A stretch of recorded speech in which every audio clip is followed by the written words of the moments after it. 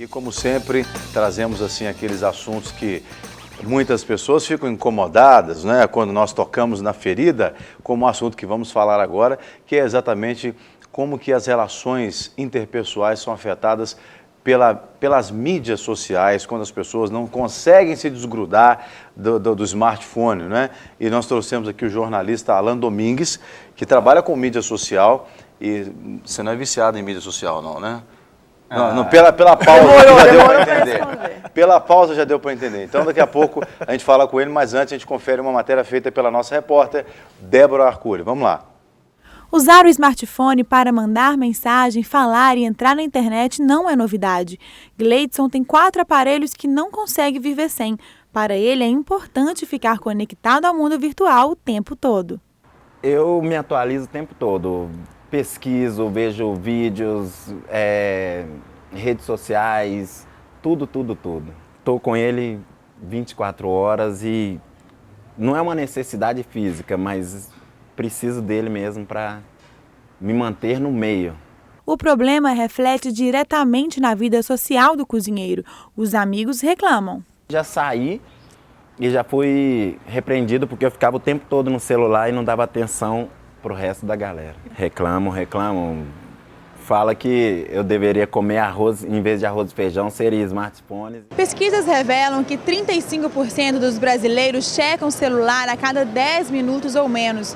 Além de se sentirem importantes, as pessoas acham que quando não olham o telefone, perdem o que está acontecendo ao redor.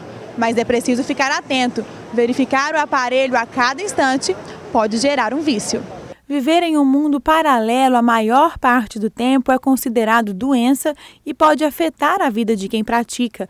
Saber detectar os sinais é o primeiro passo para o tratamento. A primeira coisa que a pessoa tem que fazer é uma autoanálise, né? A própria pessoa começar a ver como é que está sendo a vida dela, principalmente no social. Se essa pessoa está realmente se relacionando tão bem com as pessoas visíveis, reais e do mundo realmente cotidiano, da mesma forma que ela está lidando com o computador ou com o celular. Tem gente que hoje só consegue realmente comunicar, consegue realmente falar, consegue se expressar através de um aparelho. Então, se isso está acontecendo, está na hora da pessoa começar a se questionar. Peraí, é só assim que eu estou conseguindo realmente expor o que eu penso, o que eu acho? O tratamento depende do grau de dificuldade da pessoa e do interesse em voltar a ter uma vida social ativa e cheia de amigos. A primeira coisa é ela tentar por ela mesma, sozinha. Eu acho que a primeira dosagem que a pessoa tem que fazer é com ela mesma. Eu vou tentar realmente ficar um dia sem o celular. Então, se ela dá conta de fazer isso, já é algo interessante. Se ela vê que realmente ela fica assim, ai, eu tô sem perna, sem braço, sem cabeça, sem voz, sem ouvido, sem nada, ela já tem que começar a se questionar. Então, se de todo ela não consegue, ela vai tentando no dia a dia, tentar manter essas relações, esses vínculos com as outras pessoas. Se isso não for possível, vai tentar primeiramente nas pessoas mais próximas, família, por exemplo. Família é um meio onde nós temos que estar nos relacionando sempre. Conversar com o irmão, falar com o pai, com a mãe, o colega de escola. Esse vínculo rotineiro, ele tem que estar sendo introduzido nessa rotina diária, sem necessariamente esse aparelho. Se a pessoa não consegue, aí eu acho que ela tem que começar a buscar a ajuda de alguém. Ou um conselheiro, ou uma pessoa que realmente ela se sinta segura com ela, ou até mesmo um especialista. Com certeza, muita gente agora deve estar assim, sentando e mexendo na cadeira, incomodado, né? Não, falando, olha, eu acho que eu vou dar uma sugestão aqui, porque ninguém ainda lançou caso de recuperação para viciado em smartphone. Porque eu comparo esse vício do smartphone aqui como se fosse o dependente químico. A doutora Carla, que é a psicóloga, sempre parceira nossa aqui, diz que a pessoa tem que se autoavaliar. Mas é muito difícil uma pessoa viciada, dependente, se autoavaliar. Né? Por exemplo, quando é que você vai ver fazendo uma comparação meio grotesca aqui, mas quando é que você vai ver um alcoólatra, por exemplo, assumir que ele é um alcoólatra, ou um dependente químico em geral, assumir que ele é um dependente químico, né? Então, eu acho meio difícil isso, principalmente para quem está inserido no contexto, né, Alan? Tanto é que eu demorei a responder quando você perguntou se é viciado, como é que eu assumi isso na TV? Falar sobre o assunto, né? Essa questão da tecnologia, ela tem um lado bom e um lado ruim, né? Ela encurta a distância, mas porém também afasta as pessoas. Por mais que eu sou novo, eu cheguei a pegar um pouco da fase antes do digital ainda, quando Você ia na casa da pessoa para conversar com ela, trocava carta com a namorada, coisa que a juventude de hoje não. Cara, eu não mandei um existe telegrama. isso. Quando eu pedi a minha esposa pra namorar, eu mandei um telegrama pedindo a Kate pra namorar com ela, cara. Hoje era um SMS, Isso foi rapidinho. ontem, Olha, hoje não foi existe 20 isso anos mais. atrás. Quer dizer, hoje, nem existe. Eu falei, meu filho, você mandou um telegrama pra sua mãe. O que é telegrama? E ela tem um telegrama em casa até hoje, 20 anos. Você sabe o que é telegrama, né? Sei, chega a pegar um pouco dessa fase. Eu sou tão novo assim para ser do digital para cá. Mas tem essa questão, né? Hoje a facilidade de você entrar em contato com a pessoa, que nem vocês conversaram com a pessoa lá de Santa Maria, a tecnologia facilita isso, mas também deixa as pessoas preguiçosas, né? Até dentro de casa hoje você vê caso do irmão mandando um inbox no Facebook para outro irmão que está no outro quarto. Tem um Isso é ditado que diz o seguinte, eu quero ver se você concorda com isso e já falar sobre esse tema, que a mídia social aproxima os que estão longe e deixa longe os que estão próximos.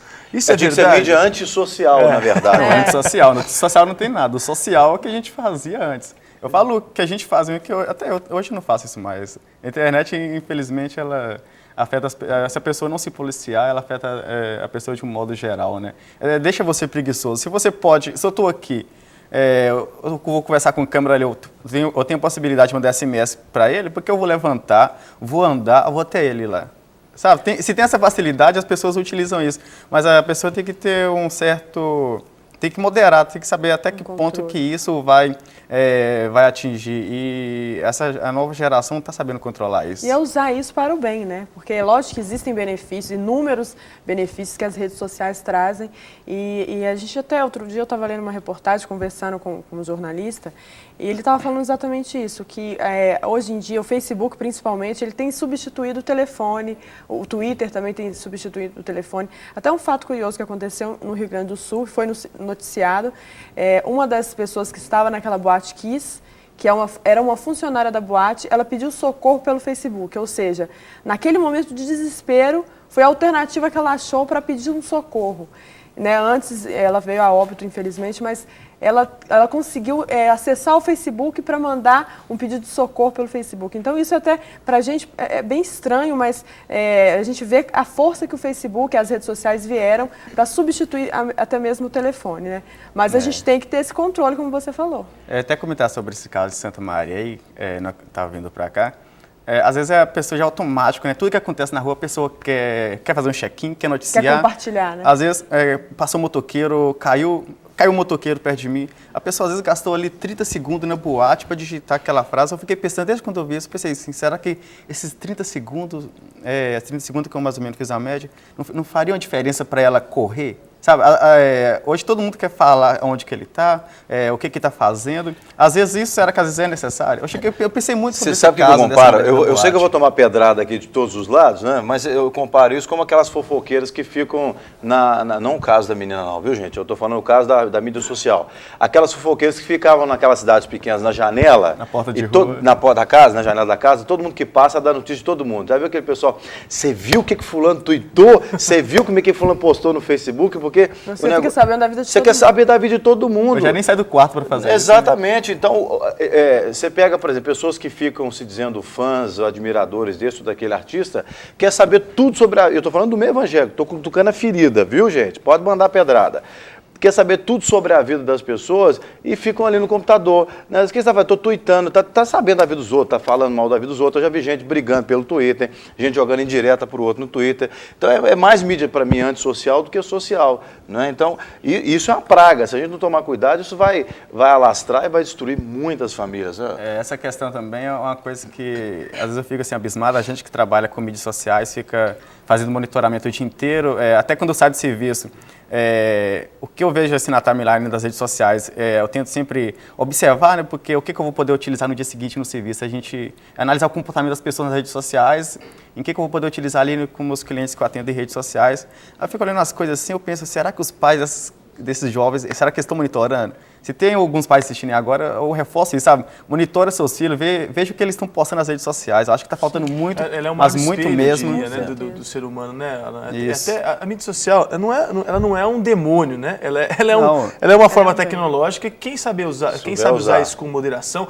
Tem pessoas que têm que ficar o dia inteiro conectadas porque trabalham com mídias sociais, que é o seu caso, é o caso de diversas Você pessoas. podia ter falado que você faz o que exatamente com a mídia Sou social? analista de mídias sociais, é um cargo novo, e às vezes a pessoa pensa assim, não, mas existe um profissional pago para mexer com redes sociais. Pois é, mas exatamente o que? Você paga para fazer o quê? Analisar Olha, o o analista quê? de mídias sociais, ele é responsável por gerenciar a rede social da empresa. Vamos supor que, por exemplo, que a Rede Super tem um canal lá no Facebook, lógico que tem.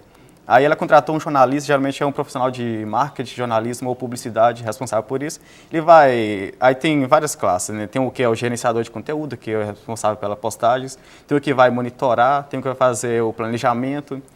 Seria uma das vertentes do marketing. Isso.